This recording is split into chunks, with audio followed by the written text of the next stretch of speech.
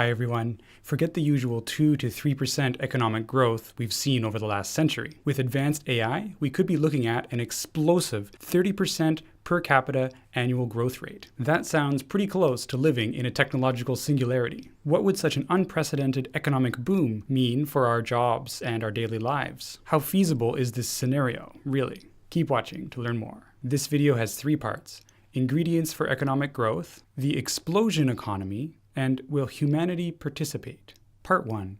Ingredients for economic growth. The topic we're concerned with in this video is how much value AI will add to the global economy, and what will happen to the human jobs in the economy. No one knows the truth at this point, but we can make projections. These 2 questions are very tightly tied together, as it turns out. Of course, human wages could decrease or go to 0 if a job is completely automated. On the other hand, wages could also increase, or they could increase but slower than the rate of inflation, or slower than the rate that the economy is growing at, which means that humanity as a whole gets poorer. The reason these 2 questions are tied together is that if AI adds enough value to the economy, it's quite likely that many jobs will be carried along with that tide. Also, the intentions of those controlling these AI systems is a massive factor in the eventual outcome. But we're putting that question aside for the moment and focusing on the thought experiment of how much value will AI add to the economy. Most of this video is based on a report written by AI researcher Ajaya Kotra, who is associated with Open Philanthropy. There's also a Vox article that dives into this topic at a slightly higher level and is very engaging. So the links to those 2 resources will be in the description below. They'll be the first 2 links if you'd like to check them out. But anyway, the report, the more technical report, makes the case that 20 to 30% per year annual growth is coming, and more than likely will emerge before the year 2100. Note that the Open Philanthropy report came out in 2020, before the advent of ChatGPT. So 2100 aligned pretty closely with many people's estimates of when advanced AI might actually arise at that point. If the report came out now in 2024, I wonder if maybe those timelines would be a little bit more compressed. But anyways, this report tries to use economic modeling, really long-range forecasting, to try to guess what the economy will look like after advanced AI or human-level AI starts to get integrated into the economy. Let's start by talking about the basic ingredients of an economy from a macroeconomic perspective. You have 3 things: labor, capital, and technology, or productivity. Labor is people who are willing to go to work. Capital is any money or investment into physical infrastructure that makes that work more efficient. And technology defines how productive you can be using that capital and that labor to figure out how to solve problems. This is the Solow-Swan model from 1956. It's a very long-running and simple way to model how the economy works. But it has a lot of predictive power, and a lot of other models have been built based on top of the mathematics of this very simple triad: labor, capital, technology. Again, just to note that capital in this context doesn't just mean money, it means any resources that you've invested into to make a job work. If you own a tractor, that's capital. If you own a computer or a GPU, that's capital. And labor has always, traditionally at least, been considered to be only doable by humans. Like I said, these factors form a pretty robust way to model an economy. So robust, in fact, that you can take it back 10,000 years. Of course, all of our data from way back then is pretty approximate, but you can model what the economy looked like over the last 10,000 years and see the growth in GDP caused by a growth in the world population over that extremely long period of time, as well as an accumulation of capital as we built different machines, and a slow but steady increase in technology as scientists and innovators looked at how to solve problems. Actually, for almost all of the last 10,000 years, all 3 of these factors were what economists call accumulable. Something is accumulable if it increases as a result of increased economic output. So as your economy grows larger, instead of buying 1 tractor, you can buy 2 tractors, and then you can farm more wheat, for example. Or sometime after cars were invented, you could buy a car instead of a horse and buggy for probably roughly the same price, and you would get to your destination much more quickly. Even labor was accumulable, because if you have more capital and more technology, then you can support a larger population. Until just a few hundred years ago, the world's population was capped by how much food we could produce. But if you have more tractors and more medical technology, etc., then people can have more kids. Those kids will survive to adulthood and they won't starve. Remember that if you're living on a farm, having more kids is actually an asset because everybody will divide up the work to make sure that the farm thrives. I'm talking about farms, by the way, because there were a heck of a lot of farmers. In 1850, there were 3 million farmers in the US, which is 3 times as many as any other type of job. Survival was tied to food. And the easiest way to get food is to literally grow it yourself. However, the Industrial Revolution changed things. People moved away from the countryside and into the city. And in what's known as the demographic transition, most people started having much smaller families. In a city, it's a lot more expensive to have kids because you have to feed them and clothe them, maybe even send them to school, etc. So by the late 1800s, this link between increasing economic output and increasing number of people, therefore increasing amount of labor, had been broken. The economic output could continue to increase, but that would not necessarily mean that you would have a larger labor force. That state of affairs holds to this day. Capital and technology are both still accumulable, but labor is not. You do have what's called human capital, which is basically the skill sets that people have, and that is accumulable. You can keep getting people more and more educated, and as a result, they can become a little bit more productive, which is what's been happening. Current societies kind of put emphasis on researchers to try to push forward the boundary of science, but they're getting diminishing returns from that effort because all the low-hanging fruit has been discovered, so to speak. And this constant push to do better, to have more human capital, more education, etc., without really increasing your labor force all that much, this is what has led to the modern 2% growth per year in terms of economic per capita output. And don't get me wrong, 2% per year is still impressive. That has transformed our society from one that was like, hey, maybe we can invent cars, to one that was like, hey, let's make advanced AI that can generate any image you like in 1 minute. That is true. But the point here is just that this link between increased economic output and increased labor is currently broken. There is no correlation anymore. So what happens when you add AI into this equation? Well, there are a few possible outcomes, and all of these are supported by economic models. AI could decrease the growth rate or even make it negative by having fewer and fewer people in the world, for example. AI could also permanently increase the growth rate by a constant amount, the same way that the Industrial Revolution basically changed our growth rate from 0% to 2%. Or AI could also continuously increase the growth rate. So the growth rate, which is really an acceleration of economic activity, wouldn't just increase by a constant threshold, but it would keep increasing itself. So the growth rate would grow unboundedly as time approaches infinity. This is what the literature refers to as a type 1 growth explosion, because there's actually 2 of them. It's also possible, theoretically speaking, for AI to increase the growth rate so rapidly that it actually ends up producing infinite output in finite time. This is called a type 2 growth explosion. And of course, it's very difficult to imagine something infinite happening in our finite physical universe. But it doesn't defy physics to have the world follow this type of model for some time until we hit another bottleneck, until, say, land or energy or availability of metals becomes a bottleneck where it wasn't previously. So again, a type 1 growth explosion basically says, hey, we keep getting better and better as time goes on, all the way to infinity. Whereas a type 2 growth explosion says, we're going so fast that by next Thursday, we'll have invented infinitely many things. This type of introduction of infinity into a finite system, like when you're measuring time, is actually called a singularity, by the way. So this may be the origin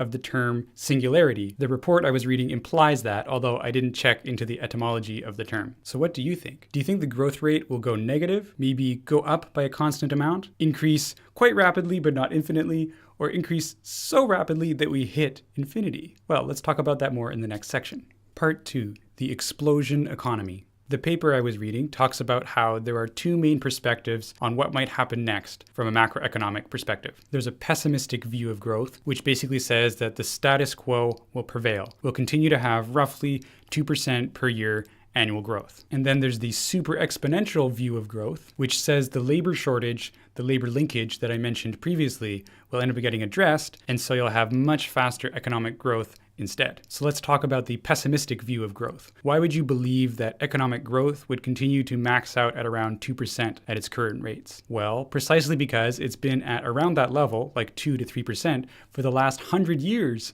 in most Western countries. The US average is 3.2% since the end of World War II, which is when good record keeping began, but it's slowed down. The average since the year 2000 is 2.2%. So the argument goes, how are you going to break this trend that's lasted throughout the entirety of the modern era, especially if you're pessimistic about AGI or when it would actually arrive, that would lend additional support to this theory. In contrast, you can think about the superexponential view. In this view, you look at the even larger picture. For example, you can model economic activity since the year 10,000 BC, like 10,000 years ago, and then you'll see the following: about 0.03% economic growth for thousands of years, from 10,000 BC to around 1000 AD. So for an extremely long time, people just didn't invent anything. There weren't really enough spare resources to dedicate to things like economic activity. Everyone was just scrambling in survival mode. And then somewhere around the year 1000 AD, you had a step change in the economic growth. Instead of being 0.03%,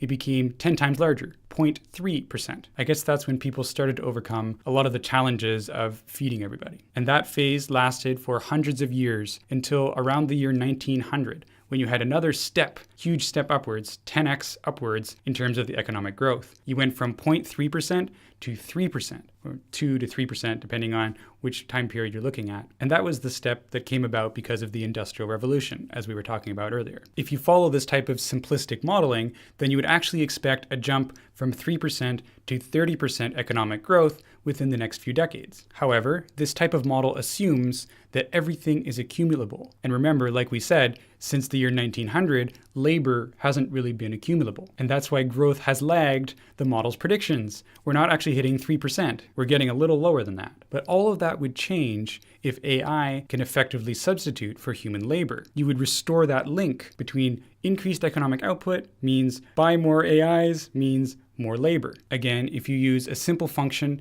to model this, for example, a power law function, which represents that increase in the exponent, you'll see that jump to 30% increase in economic output within the next few decades. And by the year 2047, the amount of economic output approaches infinity. You get a type 2 growth explosion by the year 2047. This is the kind of thing Ray Kurzweil would certainly love. Basically, singularity by the year 2047. Look, here's a formula. You could argue that maybe the power law isn't the right fit for this, but basically it doesn't matter what you fit this function with, because it's a super exponential function with all of the inputs growing over time. All the inputs are accumulable. And we're already at the point where we're getting 2% or 3% growth year on year. So when you're at that point of a super exponential curve, you're not that far away from explosion to infinity. Again, this all rests on the assumption that labor is accumulable, meaning that as you get more increased economic output, you will have more labor, more people doing work, essentially. And we know that people in advanced economies are no longer having nearly as many children as they used to, so humans aren't going to be supplying this labor. But imagine if we had AGI systems or embodied AI in humanoid form. It would be much faster to create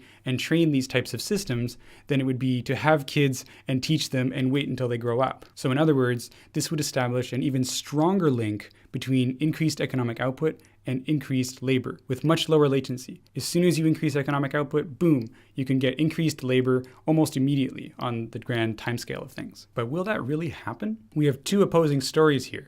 We have the pessimistic view and we have the superexponential view, and both of them seem to have a fair amount of evidence behind them. According to the paper I was reading, it puts more weight behind the pessimistic view for short-term forecasts because it's based on recent and more reliable data. If you're trying to figure out what's happening 2 years from now, it's much more likely that that 100-year trend will continue. But for longer-term predictions, the superexponential view starts to become more reasonable because it draws on a much longer series of data. There's actually more theoretical evidence to support the superexponential view as well. Basically, it's really unlikely to have economic growth stay at a fixed percentage point. Most models that explain that tend to require what are called knife edge conditions. In other words, the parameters have to be set just right so that you actually get exactly 2% annual growth rate. Tweak the parameters just a little bit and it will explode or shrink. Basically, technology is going to compound on itself over and over again. And because it's accumulable, it's going to cause increased economic output, and that's going to increase everything in the system. And that's naturally going to lead to an explosion of some sort,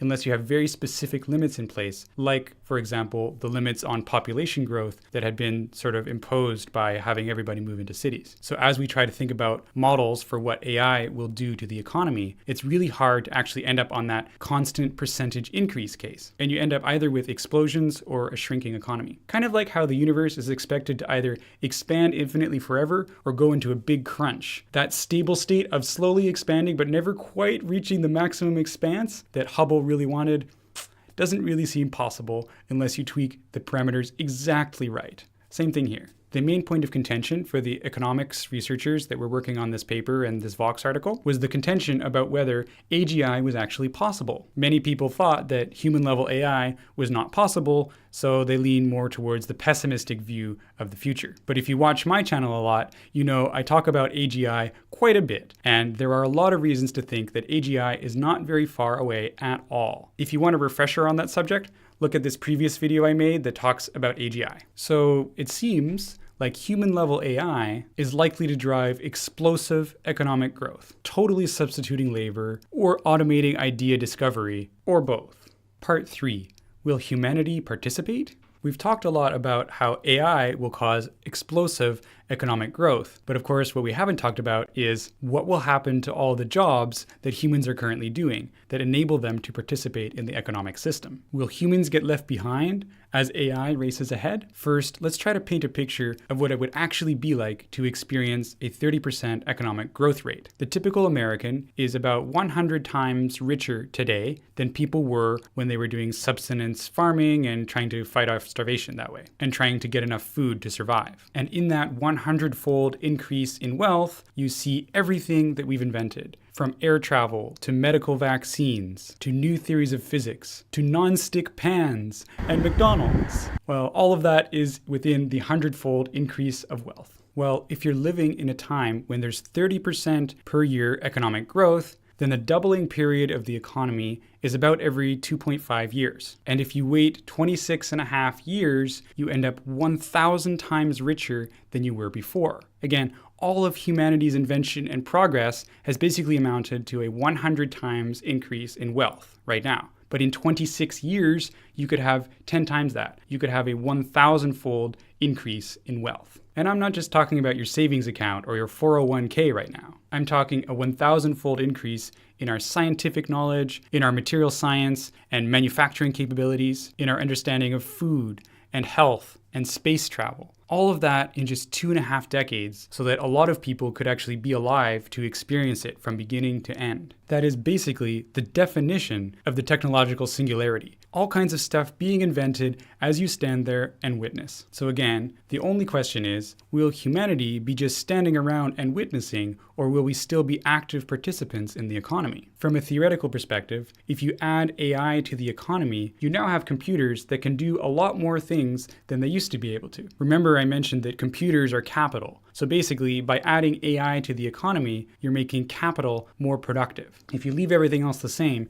and just make capital a lot more productive, then that has knock-on effects because everything is accumulable. And apparently, if you do the math on that, the proportion of the economy that goes to wages should actually increase over time. But this actually goes against what we've observed in recent years, which is that as automation starts to take hold, wages get forced really far down and eventually jobs disappear. This is because this model is too simplistic. Instead of having just one means of production, you now have two means of production. Now, both labor and capital can be productive, even though before only labor could actually do things. So the question is, how do these variables interact in an evolving dynamic system? The first scenario is that of imperfect substitution. It means that if you have labor and you want to replace it with capital, you can do that only imperfectly. In other words, a business could choose to spend capital instead of hiring people, but there will still be tasks where it's prohibitively expensive or just flat out impossible to automate, the equivalent of buying a multi-million-dollar robot to keep the coffee machine full. So in this scenario of imperfect substitution, wages should continue to grow because there will still be things that humans have to do. Of course, the types of jobs would actually evolve.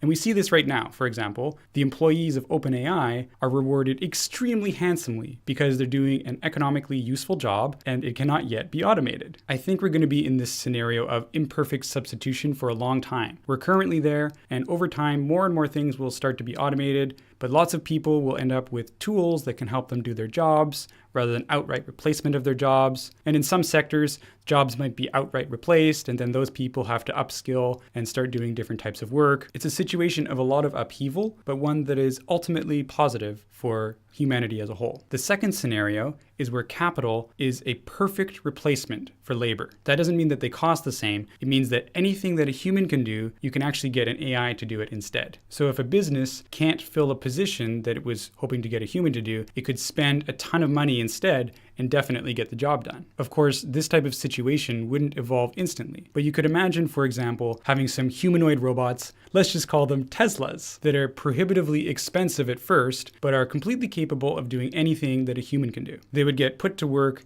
in positions that are hard to get humans to fill because they're repetitive or people just simply lack the skills. And then as the popularity of these Tesla robots would increase, their price would fall, and you would get a lot more jobs getting replaced by these robots. And this could happen very rapidly. So this perfect substitution scenario would have a very bad destabilizing effect on human wages. Wages would go to zero like they were pulled down by gravity. This is what we all fear will happen, that capital can actually be productive completely on its own, and capital itself will start to increase prosperity, which is great, but all that increased prosperity will not flow to the displaced workers. At that point, one would hope that there would be more than enough outcry to have a government support something like universal basic income to pay some money to those people that don't have jobs anymore, but more on that in a moment. There's another reason why you would need to distribute wealth to citizens, and that's because economies are supply and demand driven. William Nordhaus considered the possibility that a growth explosion could be caused entirely on the demand side. Could AI start causing more and more demand for stuff, and that alone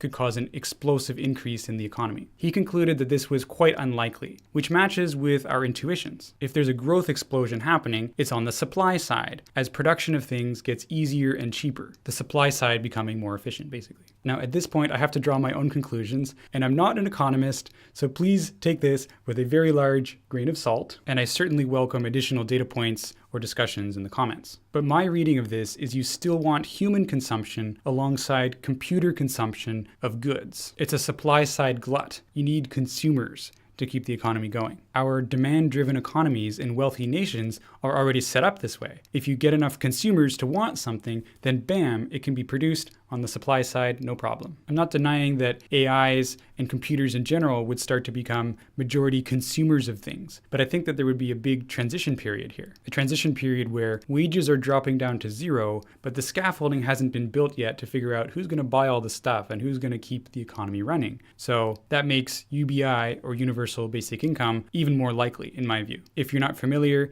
UBI is basically the idea that the government gives a small amount of money to every citizen every month, enough so that they can keep living even if they don't have a job anymore. And again, in this case, everyone would be screaming for the government to do something because no one has any jobs anymore. So if the economy still depends on human consumption, then I think that people would have to put in a band-aid like UBI, so the economy doesn't stutter and stall as it's doing all of these wacky transitions. And as for us humans, I imagine the world would be transforming all around us at an incredible pace. So I imagine we would be spending most of our time reading news anyway. Finally, in conclusion, we talked a lot about a report from Open Philanthropy that discusses whether AI would cause an explosion in economic growth rates, from where they are now at about 2 to 3% per year, up to something like 30%. There are tons of models of the future, many of which are pessimistic and predict roughly the status quo, like 2 or 3% increase in the economy per year. And then there are also super exponential models that predict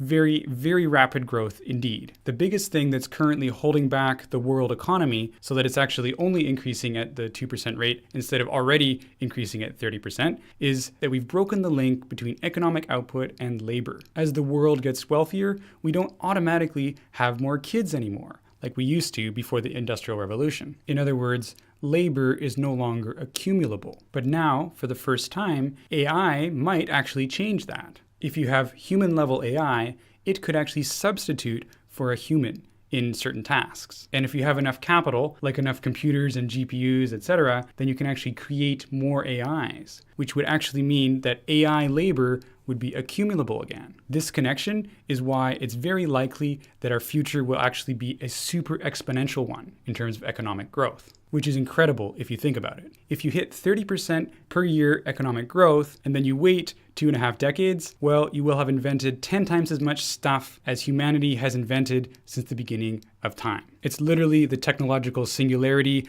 under a different name. But it's very interesting to see some work by economists actually come to similar conclusions as the people that are saying human-level AI is going to be created, and that's going to create super intelligence very shortly thereafter, and we're going to be in a technological singularity. And it's very cool that a type 2 growth explosion leads to a literal mathematical singularity when you consider the amount of economic output. Anyway, if you'd like to be a part of our community, make sure to join our Discord. And if you liked this video, check out this previous one I made where I talk about when AI will actually surpass humans, when AGI will come. Well, that's all I have for today. Thank you very much for watching. Bye.